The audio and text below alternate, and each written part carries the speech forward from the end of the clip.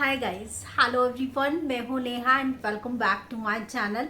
उम्मीद करती हूँ आप सभी अच्छे होंगे। मैं भी बिल्कुल ठीक हूँ। बहुत दिनों के बाद इस वीडियो में आपके साथ शेयर कर रही हूँ मेरी अगेन प्रेगनेंसी स्टोरी। आज के इस वीडियो में मैं आपके साथ बात करूँगी मेरी सी सेक्शन प्रेगनेंसी के बारे में। कैसी मेरी सी सेक्शन डिलीवरी रही है और क्या क्या चीज़ें मुझे फेस करने को मिली, कैसे मैंने रिकवर किया। तो मैं आपके साथ बहुत टाइम से अपनी ट्रिपलेट्स प्रेगनेंसी से रिलेटेड वीडियो शेयर कर रही हूँ। आप लोग बहुत पसंद कर रहे हो, आप लोगों ने बहुत सारा प्यार भी दिया है। बहुत सारे लोगों के मन में बहुत सारी एक्साइटमेंट है बहुत कुछ जानने को।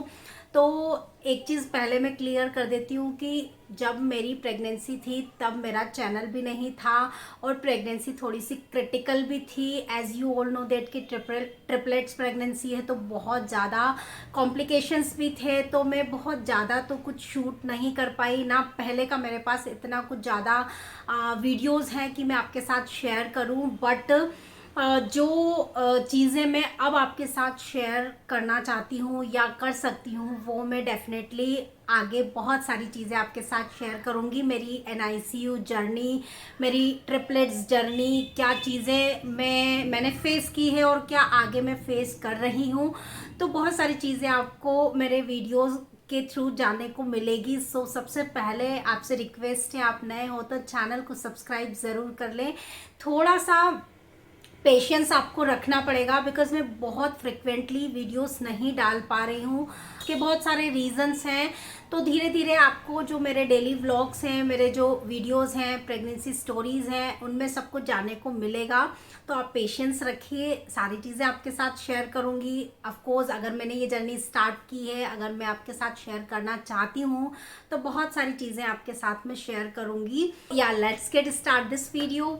सबसे पहले I am very excited to share and थोड़ा सा इमोशनल जर्नी भी रही है। जब आप कंसीव करते हो, जब आपको पता चलता है आप प्रेग्नेंट हो, तो बहुत सारी चीज़ें अच्छी होती है, बहुत सारी चीज़ें पॉजिटिव होती है, बहुत सारी चीज़ें आप एक्सपेक्ट नहीं करते हो वैसा भी कुछ हो जाता है। तो प्रेगनेंसी एक ऐसी जर्नी है, फुल ऑफ इमोशंस हैं, फुल ऑफ एक्साइटमेंट है, फुल ऑफ कॉम्प्लिकेशंस भी कह सकते हो। बहुत सारी चीज़ें इंक्लूड होती है प्रेगनेंसी में। When a woman becomes pregnant, उसके अंदर एक नया जन्म ले रहा होता है या ले रही होती है। Know that feeling touch your hearts. आप पूरी तरह से ऐसा लगता है दुनिया की सारी खुशियाँ हमें मिल गई है, बस इसके बाद तो हमें कुछ चाहिए ही नहीं।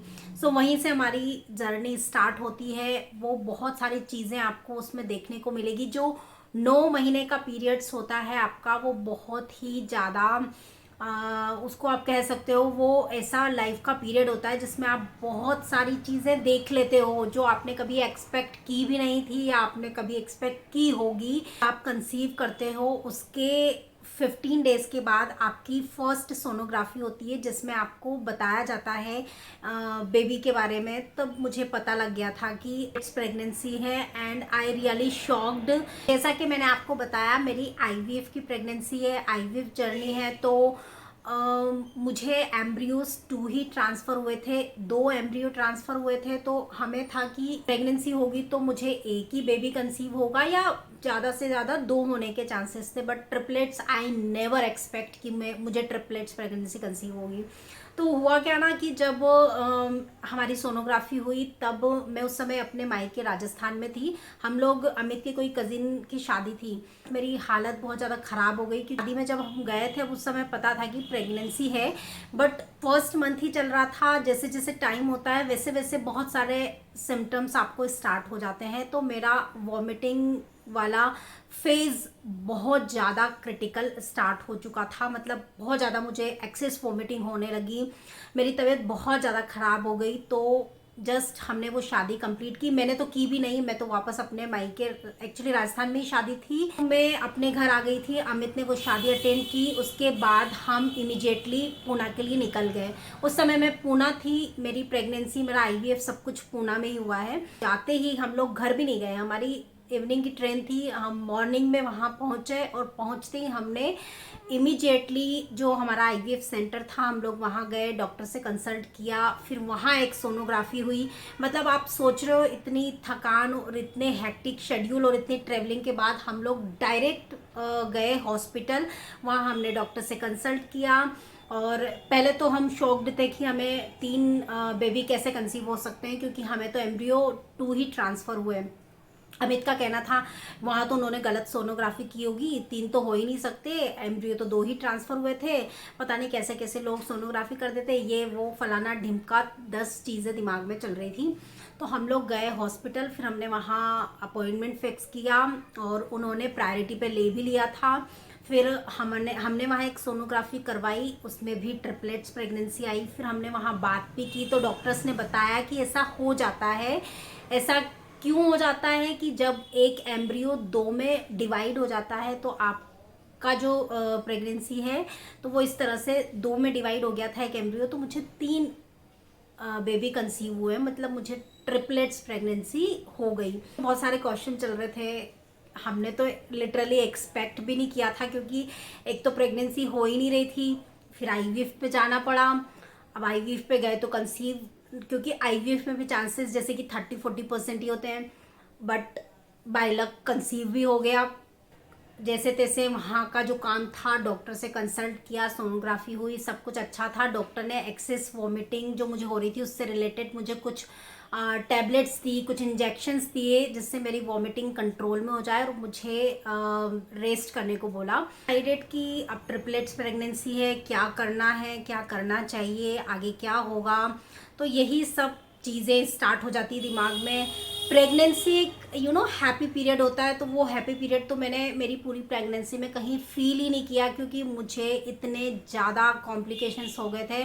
मतलब मुझे इतनी ज़्यादा एक्सेस, वो और कुछ नहीं हो रहा था, वॉमिटिंग बहुत ज़्यादा हो रही थी, बहुत एक्सेस वॉमिटिंग हो रही थी, जो कि ना टैबलेट से, ना इंजेक्शन से, ना किसी चीज़ से उसे स्टॉप किया जा सकता था। मतलब इतनी ज़्यादा मुझे वॉमिटिंग हुई, डे 1 से स्टार्ट हुई, 9 मंथ तक मुझे वॉमिटिंग हुई, बहुत ज़्यादा वॉमिटिंग, जिसमें मैं कुछ नहीं खा पी पा रही थी। मतलब आप बिलीव नहीं करोगे, लोग एक बच्चे में इतनी हेल्दी प्रेगनेंसी रखते हैं कि सब कुछ खाते पीते हैं, अच्छा खाते हैं, ताकि बच्चा अच्छा हो, हेल्दी प्रेगनेंसी हो, आगे कोई कॉम्प्लिकेशंस ना हो।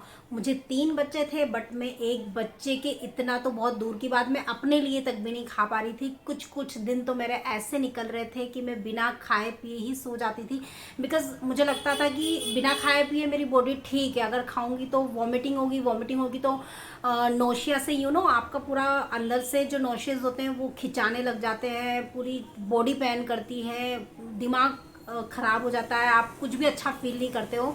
तो मुझे ऐसा लगता था कि मैं ना ही खाऊं तो मेरी बॉडी अच्छी रहेगी और हो सकता है मैं आज का दिन अच्छे से निकालूं। तो ऐसे ऐसे दिन मैंने अपनी प्रेगनेंसी में देखे हैं। 3 बच्चों को जो खाना मिलना चाहिए, एक हेल्दी प्रेगनेंसी जो होनी चाहिए, वो तो मेरी बिल्कुल भी नहीं थी। मैं एक बच्चे की इतना भी नहीं खा पाई। मैं होने के बाद मुझे था टोटल बेड रेस्ट, बट मैं बेड रेस्ट नहीं कर पाती थी, क्योंकि मुझे ऐसा लगता था कि जो थोड़ा भी मैं खा रही हूँ, अगर मैंने बेड रेस्ट कर लिया तो मुझे वो भी नहीं भाएगा। मुझे थोड़ा सा चलना फिरना घूमना अच्छा लगता था, और वो मुझे बिल्कुल भी अलाउड नहीं था। मुझे टोटल डॉक्टर ने बोला था आपको बेड पर रहना है 24 घंटे, और आपके बेड को भी हम ऐसे रखेंगे, आपके बेड को भी हम ऐसे ऊंचा रखेंगे, जिससे क्या होगा कि बच्चे को अच्छा एक सपोर्ट मिलेगा, बच्चा नीचे नहीं आएगा बहुत जल्दी, क्योंकि प्रेगनेंसी को अच्छा निकालना बहुत ज़रूरी था। आगे जो बहुत सारी चीज़ें थी उसके लिए ये सब चीज़ें करना बहुत ज़रूरी था, बट मैं नहीं कर पाती थी। मुझे बहुत ज़्यादा नौशिया होता था ना, तो मेरा मन करता था मैं थोड़ा घूमूं, मैं थोड़ा सा टहल लूँ, मैं थोड़ा सा कुछ बना लूँ अपने लिए, ऐसा मेरा मन करता था। तो ऐसे करते करते करते टाइम आया 7 month and 2 week and my water was leakage. Immediately hospital भागना पड़ा। और वैसे भी ट्रिपलेट्स प्रेगनेंसी में बहुत कम चांसेस होते हैं कि आपकी नॉर्मल डिलीवरी हो, तो डॉक्टर ने सी सेक्शन तो होना ही था। तो 1 मंथ और 2 वीक मेरा चल रहा था, सेकेंड वीक, तो हमें था कि यार 1 महीना और निकल जाए, मतलब 8 मंथ अच्छे से निकल जाए। 9 मंथ में तो हम खुद ही प्लान कर लेंगे, आगे रहकर हम खुद ही प्रेगनेंसी करवा लेंगे, क्योंकि 9 महीने पूरे निकल पाना तो बहुत ज़्यादा मुश्किल था, बहुत ज़्यादा मुश्किल था। और इतना तो पता नहीं हम भी वेट कर पाएंगे या नहीं। तो हमें ये था कि 8 मंथ तक यानी कि 8 महीने अच्छे से निकल जाए तो थोड़ा सा सिचुएशन भी वैसी हो जाएगी, क्योंकि बहुत सारे इश्यूज होते हैं, फिजिकल, मेंटल, फाइनेंशियल सबसे ज़्यादा बड़ा जो इशू था हमारे साथ वो था फाइनेंशियल। तो उसके लिए हमें 1-1.5 महीने का, और मेरे हस्बैंड ने बोला कि यार तू जैसे भी करके 1-1.5 महीना और निकाल ले तो थोड़ी चीज़ें अच्छी हो जाएंगी। बहुत अच्छी तो देखो वैसे भी नहीं हो सकती, ट्रिपलेट्स प्रेगनेंसी है, आप पुणे जैसी सिटी में रह रहे हो, हॉस्पिटल्स के खर्चे, बच्चों के खर्चे, पता था कि बच्चे अगर टाइम से पहले हो गए तो NICU का जो खर्चा था, डॉक्टर ने ऑलरेडी हमें अलर्ट कर दिया था। जो मेरी गायनोकोलॉजिस्ट थी उन्होंने काफ़ी अच्छे से हमें एक्सप्लेन किया था कि आपको ये चीज़ों के लिए फाइनेंशियली प्रिपेयर रहना पड़ेगा, बिकॉज ट्रिपलेट्स प्रेगनेंसी है तो कुछ भी हो सकता है, कभी भी हो सकता है, तो आपको इन चीज़ों के लिए प्रिपेयर रहना पड़ेगा।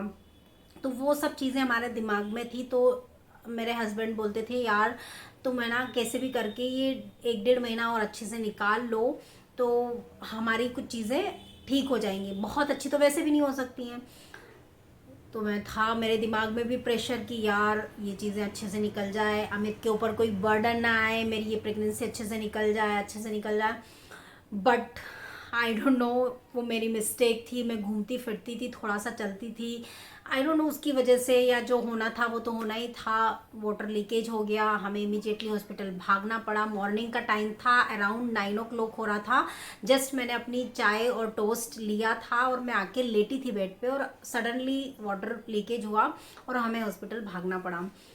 तो फिर उसके बाद मुझे है ना बैक एक स्टार्ट हो गए, और फ्रंट के भी मुझे लेबर पेन भी स्टार्ट हो गए। मतलब मुझे फ्रंट से भी बहुत पेन होना स्टार्ट हो गया, और बैक पेन तो मुझे बहुत ज़्यादा एक्सेस स्टार्ट होना स्टार्ट हो गया। डॉक्टर ने मुझे बहुत सपोर्ट किया, लिटरली। मैं डॉक्टर गायनोकोलॉजिस्ट बहुत अच्छी थी, उन्होंने मुझे एंड तक बहुत सपोर्ट किया।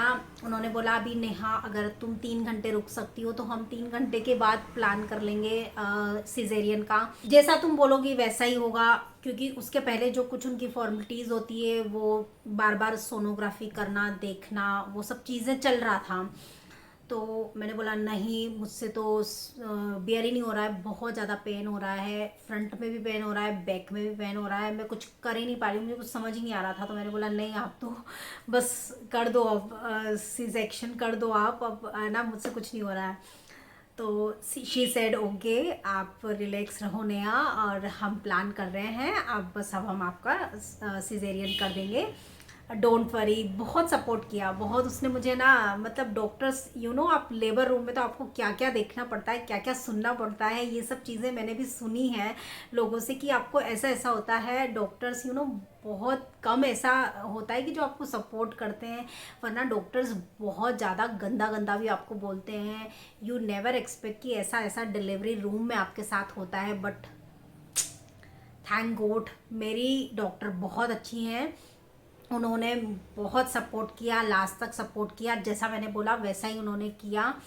तो फिर मेरी सी सेक्शन डिलीवरी के लिए जो उनका टाइम था उससे उन्होंने पहले ही कर दिया, क्योंकि मैंने बोला कि मुझे ना बहुत ज़्यादा पेन हो रहे हैं, मुझसे अब सहन नहीं हो रहा है। तो फिर उन्होंने सब तैयारी की सी सेक्शन के लिए, सीजेरियन के लिए भी बहुत सारी प्रिपरेशंस होती हैं, तो वो उन्होंने की। फिर मुझे लेकर गए सीजेरियन रूम में। तो उसके बाद आपको जो एनेस्थीसिया दिया जाता है, बस वहीं तक आपको कुछ याद रहता है, बाकी सब चीज़ें आपके सामने होती हैं, मतलब आपकी आंखें भी खुली रहती है, आपको सुनाई भी सब कुछ देता है। बट आप ऐसे कंडीशन में होते हो कि आप कुछ कर नहीं सकते हो, मतलब ऐसे बेहोश पूरी तरह से नहीं होते हो, मतलब होश में ही रहते हो, लेकिन सब कुछ जो हाथ पैर हैं आपके कुछ भी काम नहीं करते हैं। तो तब तक मुझे सब याद था, वो क्या बोल रहे हैं, क्या बातें कर रहे हैं, मैं थोड़ा थोड़ा सुन रही थी, समझ रही थी। ज़्यादा तो मुझे कुछ समझ नहीं आ रहा था, क्योंकि बहुत ज़्यादा भी होश में नहीं होते हो आप। तो जैसे जैसे वो एनेस्थीसिया के लिए जो स्पेशलिस्ट होती है, वो डॉक्टर, दूसरी डॉक्टर, असिस्टेंट डॉक्टर, उनके साथ 2 डॉक्टर्स और थी, तो वो सब मिलके जो बातें कर रहे थे, उनकी ही लैंग्वेज में भी कुछ तो बातें कर रहे थे, तो वो सब चीज़ें मैं सुन रही थी। बट मुझे ज़्यादा समझ नहीं आ रहा था, कुछ कुछ चीज़ें मुझे समझ आ रही थी, और मैं भी कुछ बातें करती जा रही थी उनसे। जो डॉक्टर थी मेरे एक पीछे खड़ी थी, वो मुझसे बात कर रही थी, तो वैसे वैसे मैंने उनकी चीज़ों के आंसर दिए। होप डिलीवरी अच्छी रही, और जैसे ही बेबी को उन्होंने बाहर निकाला कि नेहा ये देखिए आपकी फ़र्स्ट बेबी गर्ल, और वो रो रही थी, ये भी मुझे सुनाई दिया।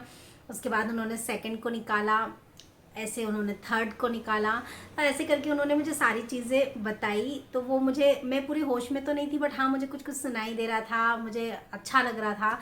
तो वैसे कुछ चीज़ें हमने फील की। फिर उसके बाद मुझे रिकवरी रूम में शिफ्ट कर दिया था, सिजेरियन रूम से। तो उसके बाद मैं पूरी तरह से होश में आ गई थी, बट मुझे इतनी ज़्यादा प्यास लग रही थी, इतनी ज़्यादा प्यास लग रही थी। जो डॉक्टर जिन्होंने मेरी डिलीवरी की वो तो चली गई थी, जो नर्स मेरे आसपास थी मैं उनको बोलती थी नहीं आप उनसे पूछो, वो बोल देंगी डॉक्टर मुझे पानी दे दो, मुझे पानी दे दो। मतलब मैं पानी के लिए इतना तड़प रही थी ना लिटरली, और मुझे पानी नहीं दिया गया, क्योंकि पानी देते नहीं है सी सेक्शन में जब तक आपको कुछ उनका टाइम पीरियड होता है, तो उसके बाद ही आपको सब कुछ धीरे धीरे स्टार्ट किया जाता है। तो बस फिर वही मेरा चल रहा था कि मुझे पानी दे दो, मुझे बहुत प्यास लग रही, मैं मर जाऊंगी और मुझे वॉमिटिंग हो जाएगी। और मुझे वॉमिटिंग हो भी गई। उसके बाद मैंने आप मुझे पानी, उन्होंने बोला कि आपको पानी देंगे तो वॉमिटिंग हो जाएगी। तो मैंने बोला नहीं देखो आपने पानी नहीं दिया तो भी मुझे वॉमिटिंग हो गई। तो ऐसे मुझे वॉमिटिंग हो भी गई थी। मतलब मैं इतनी ज़्यादा पानी के लिए तड़प रही थी ना कि मैं क्या ही बताऊँ। और जब पानी पीने का टाइम आया, जब अलाउ किया तब पानी भा ही नहीं रहा था। तो ऐसा हो जाता है। तो ये सब एक्सपीरियंस मेरा काफ़ी रहा, काफ़ी जर्नी जो है ना प्रेगनेंसी कहते हैं ना इतनी आसान नहीं होती है। दिन में आपको तारे दिख जाते हैं, आपको 20 हड्डियों के टूटने जितना पेन होता है। सच में ये सारी चीज़ें होती है। ये डॉक्टर ने भी मुझे बोला, आई नो कि आपको फील हो रहा होगा कि 3 बच्चे हुए और उसमें से तीनों ही लड़कियां हुई, एक भी लड़का नहीं हुआ। मैंने कहा नहीं, मैंने ऐसा कुछ सोचा भी नहीं था। मतलब मुझे तो ऐसा फील नहीं हुआ, लेकिन ऐसा रहता है मन में, एक ऐसा रहता है कि यार 3 बच्चे हुए हैं, क्योंकि प्रेगनेंसी ऐसा टाइम है। और फिर हमारा तो आईवीएफ का केस था, तो यार ठीक है अब हो गया, कोई घड़ी घड़ी तो प्रेगनेंसी प्लान होगी नहीं, जो भी था हमारा तो यही था।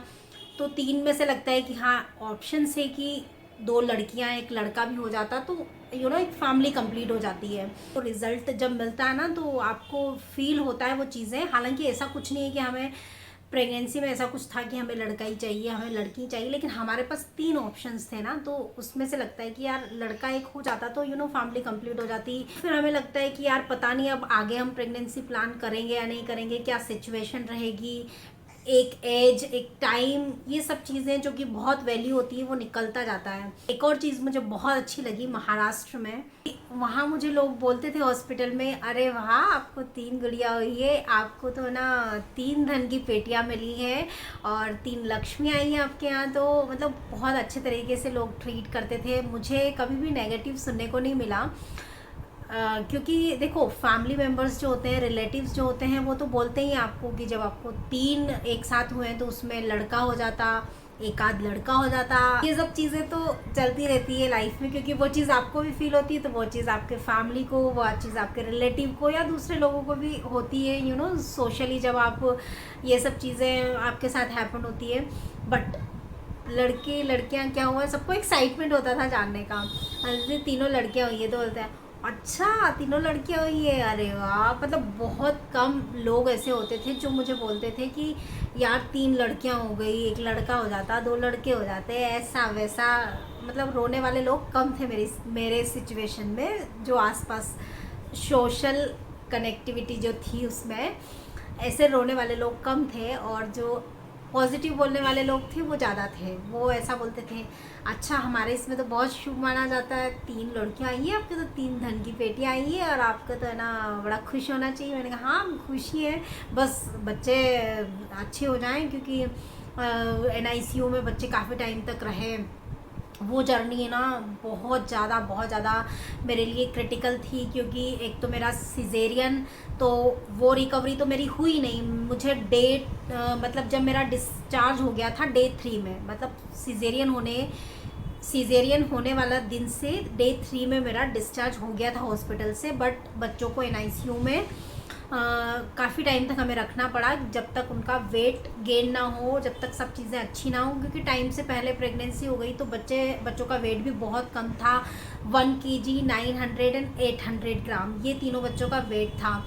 तो इस सिचुएशन में हॉस्पिटल से बच्चे डिस्चार्ज नहीं हो सकते थे जब तक बच्चे एटलीस्ट 2 kg के ना हो जाए। हॉस्पिटल वालों का ऐसा रूल था, और जब कुछ सारी चीज़ें अच्छे से नॉर्मल ना हो, बच्चे को कोई ऑक्सीजन ना हो, बच्चे को किसी तरह की कोई प्रॉब्लम ना हो, तब वो लोग डिस्चार्ज करते हैं। तो वो सब चीज़ें हमारे साथ रही हैं। तो मैं डिस्चार्ज हुई उसी दिन, उसी के अगले दिन से ही मुझे NICU में डेली जाना पड़ता था। स्टार्टिंग में मैं ऑल्टरनेट डेज जाती थी, क्योंकि सी सेक्शन था, तो डॉक्टर्स का भी कहना था कि आपको भी थोड़ा सा रेस्ट करना ज़रूरी है, इसलिए आप अभी थोड़ा सा ऑल्टरनेट डेज आइए, मतलब एक दिन छोड़ के एक दिन आइए, आप मिल्क भिजवाते रहिए। तो उस टाइम मैंने ब्रेस्ट पंप यूज़ किया बच्चों के लिए, मैं मिल्क निकाल के और भिजवाती थी हॉस्पिटल। तो ऐसे हम लोग मैनेज करते थे। तो